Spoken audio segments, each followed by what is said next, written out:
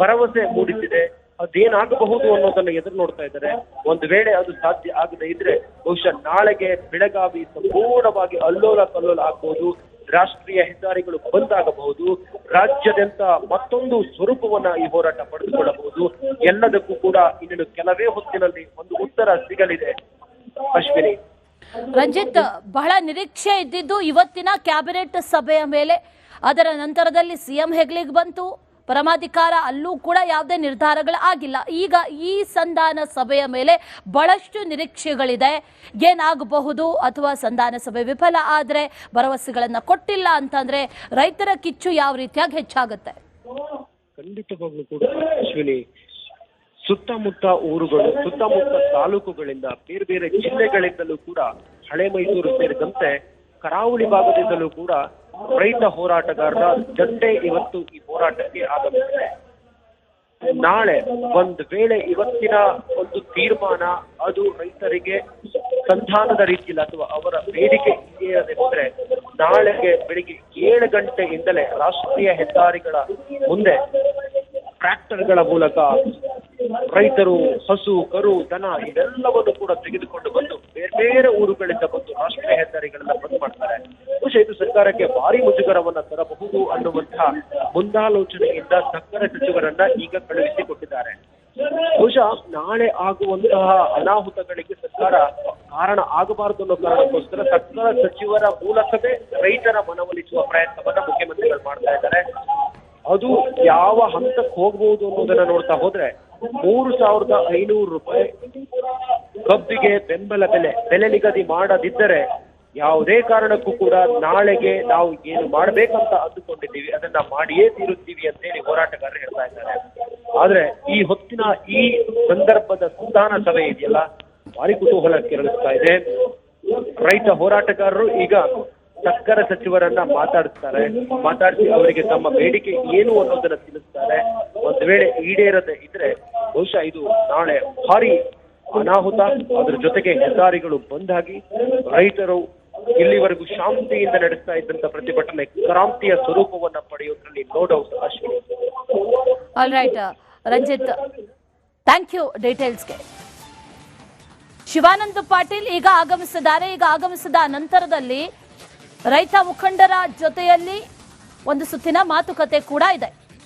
ಆ ಮಾತುಕತೆಯಲ್ಲಿ ಏನಾದರೂ ಭರವಸೆಗಳನ್ನ ಕೊಟ್ಟು ಪ್ರತಿಭಟನೆಯನ್ನ ವಾಪಸ್ ಪಡೆದುಕೊಳ್ಳುವಂತ ನಿಟ್ಟಿನಲ್ಲಿ ಏನಾದರೂ ಸಂಧಾನ ಸಭೆ ನಡೆಯುತ್ತಾ ಅನ್ನೋ ಪ್ರಶ್ನೆ ಈಗ ಸದ್ಯಕ್ಕಿದೆ. ಒಂದು ವೇಳೆ ಇವತ್ತಿನ ಈ ಸಮಾಲೋಚನೆ ಅಥವಾ ಈ ಸಂಧಾನ ಸಭೆ ನಡೀತಾ ಇದೆ ಶಿವಾನಂದ ಪಾಟೀಲ್ ಅವರ ಸಮ್ಮುಖದಲ್ಲಿ, ಇದೇನಾದರೂ ಭರವಸೆಗಳನ್ನ ಕೊಟ್ಟಿಲ್ಲ, ಸರ್ಕಾರ ಈಡೇರಿಸಿಲ್ಲ, ಮನವಿಗಳನ್ನ ಕೇಳಿಲ್ಲ ಅನ್ನೋದಾದ್ರೆ ನಾಳೆ ಮತ್ತಷ್ಟು ಈ ಹೋರಾಟ ಉಗ್ರ ಸ್ವರೂಪವನ್ನ ಪಡೆದುಕೊಳ್ಳುತ್ತೆ ಅನ್ನೋದ್ರಲ್ಲಿ ನೋ ಡೌಟ್. ಅದನ್ನ ರೈತರು ಕೂಡ ಹೇಳಿದ್ದಾರೆ.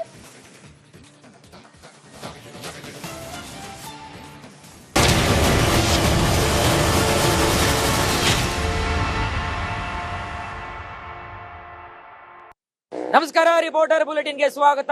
ನಾನು ವೀರೇಶ್ ಶಿವಾನಂದ ಅಂಬೆ. ರಾಜ್ಯದ ವಿವಿಧ ಜಿಲ್ಲೆಗಳಿಂದ ಪ್ರಮುಖ ಸುದ್ದಿಗಳನ್ನ ಹೊತ್ತು ತಂದಿರತಕ್ಕಂತಹ ನಮ್ಮ ರಿಪಬ್ಲಿಕ್ ಕನ್ನಡದ ಎಲ್ಲ ಪ್ರತಿನಿಧಿಗಳಿಗೆ ಲೈವ್ ಅಲ್ಲಿ ಜಾಯ್ನ್ ಆಗಿದ್ದಾರೆ. ಮೊದಲಿಗೆ ವೆಲ್ಕಮ್ ಮಾಡ್ತಾ ಮೊದಲನೇ ಸುದ್ದಿಯತ್ತ ಗಮನ ಹರಿಸೋಣ.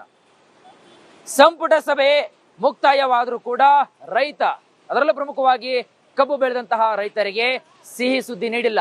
ಆ ಮುಖಾಂತರವಾಗಿ ಸಿಎಂ ಸಿದ್ದರಾಮಯ್ಯ ಅವರು ಕಬ್ಬಿಗೆ ಬೆಂಬಲ ಬೆಲೆ ನಿಗದಿ ಕುರಿತು ನಾಳೆ ಅಂತಿಮವಾಗಿ ತೀರ್ಮಾನ ಮಾಡಲಾಗುತ್ತೆ ಅಂತ ಹೇಳಿದ್ದಾರೆ. ಹಾಗಾಗಿ ಬೆಳಗಾವಿಯ ರೈತರು ಈ ಕುರಿತಾಗಿ ಏನಂತಾರೆ, ಈ ಸ್ಟೋರಿ ನೋಡಿ. ಈಗಾಗಲೇ ರೈತರು ಡೆಡ್ ಲೈನ್ ಅನ್ನ ಕೊಟ್ಟಿರುವಂತದ್ದು, ನಾಳೆ ನಾವು ಖಂಡಿತವಾಗಿ ಹೋರಾಟವನ್ನ ಮಾಡೇ ಮಾಡ್ತೀವಿ ಅನ್ನೋ ಒಂದು ಮಾತನ್ನ ಕೂಡ ಹೇಳಿರುವಂತದ್ದು. ಇಲ್ಲಿ ಸಾಕಷ್ಟು ರೈತ ಮುಖಂಡರಿದ್ದಾರೆ, ಅವರನ್ನ ಕೂಡ ನಾನು ಮಾತಾಡ್ತೀನಿ. ಪ್ರಮುಖವಾಗಿ ನಾಳೆ ನಾವು ರಾಷ್ಟ್ರೀಯ ಹೆದ್ದಾರಿಯನ್ನ ತಡೆದು ಪ್ರತಿಭಟನೆ ಮಾಡ್ತೀವಿ ಅನ್ನೋ ನಿಟ್ಟಿನಲ್ಲಿ ಎಚ್ಚರಿಕೆಯನ್ನು ಕೊಟ್ಟಿದ್ರು. ಈಗ ಈ ಒಂದು ಡೆಡ್ ಲೈನ್ ಮುಗಿದ್ರೆ ರೈತರು ಮುಂದೇನ್ ಮಾಡ್ತಾರೆ ಅನ್ನೋದನ್ನ ಅವರನ್ನ ಕೇಳ್ತೀನಿ. ಸರ್, ನಾಳೆ ನೀವು ಡೆಡ್ ಲೈನ್ ಕೊಟ್ಟಿದ್ರಿ, ಸರ್ಕಾರ ನಿಮಗೆ ಸ್ಪಂದಿಸದೇ ಇದ್ರೆ ಏನ್ ಮಾಡ್ತೀರಿ? ಈ ರೈತ ಸಂಘ ಹೋರಾಟ ಉಗ್ರ ಹೋರಾಟ. ಈಗ 8 ವರ್ಷದಿಂದ ರೈತರಿಗೆ ಬೆಲೆ ನಿಗದಿ ಕೊಟ್ಟಿದ್ದಾರೆ, 2800 3000 ಅಷ್ಟ. ಆದ್ರ ಪ್ರತಿ ಒಂದು ಟನ್ನಿಗೆ 1400 ರೂಪಾಯಿ ಲಾಭ ತಗೋತಾರ ಅವರು. ರೈತರಿಗೆ ಯಾವುದೇ ಪರಿಸ್ಥಿತಿಯಾಗ ಕಬ್ಬಿನ ರೇಟ್ ಕೊಡಕ್ ತಯಾರಿಲ್ಲ. ಮತ್ತೆ ಪ್ರತಿ ಒಂದು ಟ್ರಿಪ್ಪಿಗೆ 2 ಟನ್ ಕಾಟ ಮಾಡಿದ್ದಾರೆ ಅವರು. ಸಚಿವರು ಬರತಾರ, ಇಲ್ಲಿ ಸಚಿವರು ಬರತಾರು, ಅವ್ರು ಏನು ಕೊಡ್ತೇನೆ ಅಂದ್ರೆ ಬಿಡ್ತೀರಾ ಅಥವಾ ಏನ್ ಮಾಡ್ತೀರಿ? ರೈತರ ಜಾರ್ ಕರ್ತ ಸಚಿವರಿಗೆ ನಮ್ಮ ರೇಟ್ ಕೊಡ್ಲಿಲ್ಲ ಅಂದ್ರೆ ಉಗ್ರವಾದ ಹೋರಾಟ ಮಾಡ್ತೇವೆ. ನ್ಯಾಷನಲ್ ಹೈವೇ ಎಲ್ಲ ಟ್ರಾಫಿಕ್ ಜಾಮ್ ಮಾಡ್ತೇವೆ. ನಮ್ಮ ಹೋರಾಟ ನಮ್ಗೆ ಬೆಲೆ ಸಿಗುವವರೆಗೆ ನಾವು ಹೋರಾಟ ಬಿಡುವುದಿಲ್ಲ ಅನ್ನೋದು ನಿಶ್ಚಿತ. ಖಂಡಿತ ಅಶ್ವಿನಿ ಗಮನಿಸಬಹುದು. ಏನು ಪರಿಹಾರವನ್ನ ಕೊಡದೇ ಇದ್ರೆ ರಾಷ್ಟ್ರೀಯ ಹೆದ್ದಾರಿ ತಡಿತೀವಿ ಅನ್ನೋ ಮಾತನ್ನು ಕೂಡ ಇದ್ರು. ಒಂದು ರೈತ ಮಹಿಳೆಯರಿದ್ದಾರೆ, ಅವರನ್ನು ಕೂಡ ನಾನು ಮಾತಾಡ್ತೀನಿ. ಮೇಡಮ್, ಸಚಿವರು ಬರ್ತಿದ್ದಾರೆ, ಈಗಾಗಲೇ ಸಿಎಂ ಅವರು ಒಂದು ಹೇಳಿಕೆ ಕೊಟ್ಟಿದ್ದಾರೆ. ನಾಳೆ ನಾನು ಕಾರ್ಖಾನೆ ಸಭೆಯನ್ನು ಕರೀತೀನಿ, ಮಾಲೀಕರದು 1 ಗಂಟೆಗೆ ರೈತರ ಸಭೆ ಕರೀತೀನಿ, ಎಲ್ಲ ನಮ್ಮ ಕಡೆ ಇಲ್ಲ, ಕೇಂದ್ರ ಕಡೆ ಇದೆ ಅಂತಿದ್ದಾರೆ. ನಾವೀಗ ಏನು ಹಿಂದೆ ತಗೊಳಂಗೆ ಮಾತೇ ಇಲ್ಲ. 3500 ಮಾಡಿದ್ರೆ ಅಷ್ಟೇ, ಯಾರ ಜೊತೆನೂ ಮಾತುಕತೆ ನಾವು ಮಾಡಲ್ಲ. ಅವ್ರು ಇಲ್ಲೇ ಬಂದ್ ಮಾಡ್ಬೇಕು, ನಾವಲ್ಲಿ ಹೋಗಕ್ ಸಾಧ್ಯನೇ ಇಲ್ಲ. ಯಾಕಂದ್ರೆ ನಾವು ರೈತರಿಲ್ಲ ರೋಡ್ ಮೇಲೆ ಕುತ್ಕೊಂಡು ಮಾಡ್ತಾ ಇದ್ರೆ ಅವ್ರು ಇಲ್ಲೇ ಬರ್ಬೇಕು. ನಾವು ಉಗ್ರ ಹೋರಾಟ ಮಾಡಕ್ ರೆಡಿ ಇದೀವಿ. 3500 ಕೊಟ್ಟರೆ ಮಾತ್ರ ನಾವು ತಗೊಳ್ತೀವಿ. ರೈತರು ಹೋರಾಟ ತೆಗೆಯಕ್ ಸಾಧ್ಯನೇ ಇಲ್ಲ. ಸಚಿವರು ಬರ್ತಿದ್ದಾರೆ, 3500 ಘೋಷಣೆ ಮಾಡ್ಲಿಲ್ಲ ಅಂದ್ರೆ ಏನ್ ಮಾಡ್ತಾರೆ? ನಾವು ಮತ್ತೆ ಮುಂದಿನ ಕ್ರಮ ತಗೋತೀವಿ. ರೋಡ್ ಎಲ್ಲ ಬಂದ್ ಮಾಡ್ತೀವಿ, ಯಾವಿ ಎಲ್ಲ ಬಂದ್ ಮಾಡ್ತೀವಿ. ನಾವು ಉಗ್ರ ಹೋರಾಟಕ್ಕೆ ಸಿದ್ಧ ಅದೇವಿ ನಾವು. ಇದು ರೈತ ಮಹಿಳೆಯರು ಹೇಳ್ತಿರುವಂತದ್ದು. ನಮಗೆ 3500 ರೂಪಾಯಿಯನ್ನ ಕೊಡದೇ ಇದ್ರೆ ನಾವು ರಾಷ್ಟ್ರೀಯ ಹೆದ್ದಾರಿಯನ್ನ ತಡೆದು ಪ್ರತಿಭಟನೆಯನ್ನು ಕೂಡ ಮಾಡ್ತೇವೆ ಅನ್ನೋ ನಿಟ್ಟಿನಲ್ಲಿ ಕೂಡ ಒತ್ತಾಯವನ್ನ ಕೂಡ ಮಾಡ್ತಿರುವಂತದ್ದು ಗಮನಿಸಬಹುದು. ಸಾಕಷ್ಟು ಸಂಖ್ಯೆಯಲ್ಲಿ ಕೂಡ ಇಲ್ಲಿ ರೈತರು ಏನು ನುಗ್ಗಲು ಕೂಡ ಆಗ್ತಿರುವಂತದ್ದು ಗಮನಿಸಬಹುದು. ಈಗಾಗಲೇ ಸಚಿವರು ಕೂಡ ಬರ್ತಿದ್ದಾರೆ, ಇನ್ನೇನು ಕೆಲವೇ ಕ್ಷಣಗಳಲ್ಲಿ ರೈತರು ಬರ್ತಾರೆ. ಆದ್ರೆ ಇಲ್ಲಿ ರೈತರು ಮತ್ತು ಪೊಲೀಸರ ನಡುವೆ ಇಲ್ಲಿ ನೂಕಾಟ ತಳ್ಳಾಟ ಕೂಡ ಈಗ ಆಗ್ತಿರುವಂತದ್ದು. ಯಾಕೆಂದ್ರೆ ಪ್ರಮುಖವಾಗಿ ಅಹಿತಕರ ಘಟನೆಗಳು ಆಗಬಾರ್ದು ಸಚಿವರು ಬಂದಂತ ಸಂದರ್ಭದಲ್ಲಿ ಅನ್ನೋ ನಿಟ್ಟಿನಲ್ಲಿ ಬಿಗಿ ಪೊಲೀಸ್ ಬಂದೋಬಸ್ತನ್ನು ಕೂಡ ನಿಯೋಜನೆ ಮಾಡಲಾಗಿರುವಂಥದ್ದು. ಆದರೆ ಈ ಗಮನಿಸಬಹುದು ಸಾಕಷ್ಟು ಸಂಖ್ಯೆಯಲ್ಲಿ, ಅಂದರೆ ಲಕ್ಷಾಂತರ ಸಂಖ್ಯೆಯಲ್ಲಿ, ಸಾವಿರಾರು ಸಂಖ್ಯೆಯಲ್ಲಿ ರೈತರು ಬಂದಿರುವಂಥದ್ದು. ಹೀಗಾಗಿ ಇಲ್ಲಿ ಬ್ಯಾರಿಕೇಡನ್ನು ನುಗ್ಗಿಸಿ ಒಳಗೆ ಬರುವಂಥ ಪ್ರಯತ್ನ ಕೂಡ ಆಗ್ತಿರುವಂಥದ್ದು. ಹಾಗಾಗಿ ಸಚಿವರು ಏನು ಬರ್ತಿದ್ದಾರೆ ಅವರಿಗೆ ಭದ್ರತೆ ಕೊಡಬೇಕಾದಂಥ ಅನಿವಾರ್ಯತೆಯಲ್ಲಿ ಕೂಡ ಈಗ ಏನು ಭದ್ರತೆಯನ್ನು ಕೊಡಬೇಕಾದಂಥ ಅನಿವಾರ್ಯತೆ ಇರುವಂಥದ್ದು ಗಮನಿಸಬಹುದು. ಮುಗುಳ್ಕೋಟದ ಸ್ವಾಮೀಜಿಗಳು ಕೂಡ ಈ ಒಂದು ಪ್ರತಿಭಟನೆಗೆ ಆಗಮಿಸಿದ್ದಾರೆ.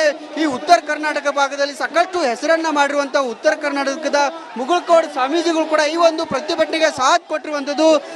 ದಿನದಿಂದ ದಿನಕ್ಕೆ ಈ ಒಂದು ಹೋರಾಟ ಸಾಕಷ್ಟು ವಿಕೋಪಕ್ಕೆ ಕೂಡ ಈಗ ಹೋಗ್ತಾ ಇರುವಂಥದ್ದು. ಸ್ವಾಮೀಜಿಗಳು ಕೂಡ ಈಗ ಬಂದಿದ್ದಾರೆ. ಸ್ವಾಮೀಜಿಗಳನ್ನ ನೇರವಾಗಿ ಸ್ವಾಮೀಜಿಗಳ ಮಾತಾಡಿಸುವ ಪ್ರಯತ್ನ ಕೂಡ ಈಗ ನಾನು ಮಾತಾಡ್ತೇನೆ. ಸ್ವಾಮೀಜಿಗಳ ಹೋರಾಟಕ್ಕೆ ಭಾಗಿಯಾಗಿದ್ದೀರಿ, 3-4 ದಿನ ಆಯ್ತು ಹೋರಾಟ ಮಾಡಕ್ಕೆ, ಯಾರು ಬಂದಿಲ್ಲ, ಈ ಸಚಿವರು ಬರ್ತಿದ್ದಾರೆ. ಇವತ್ತು ಗುರ್ಲಾಪುರದಲ್ಲಿ ನಡೆದಂಥ ಈ ರೈತ ಹೋರಾಟ ಮತ್ತು ರೈತ ಚಳವಳಿಗೆ ಇವತ್ತು ಮುಗುಳ್ಕೋಡ್ ಮಠದಿಂದ 3-4 ಸಾವಿರ ಭಕ್ತರೊಂದಿಗೆ ಈ ರೈತರಿಗೆ ಬೆಂಬಲವನ್ನು ನೀಡಬೇಕು ಅನ್ನುವಂಥ ಕಾರಣದಿಂದ ಸಾವಿರ ಸಂಖ್ಯೆಯಲ್ಲಿ ಮಠದ ಭಕ್ತರು ನಾವು ಇವತ್ತು ಆಗಮಿಸಿರುವಂಥದ್ದು. 7-8 ದಿವಸಗಳಿಂದ ನಿರಂತರವಾದಂಥ ಈ ಹೋರಾಟ ರೈತರು ಬಹಳಷ್ಟು ನಿರೀಕ್ಷೆಯಲ್ಲಿರುವಂಥ ಸಂದರ್ಭ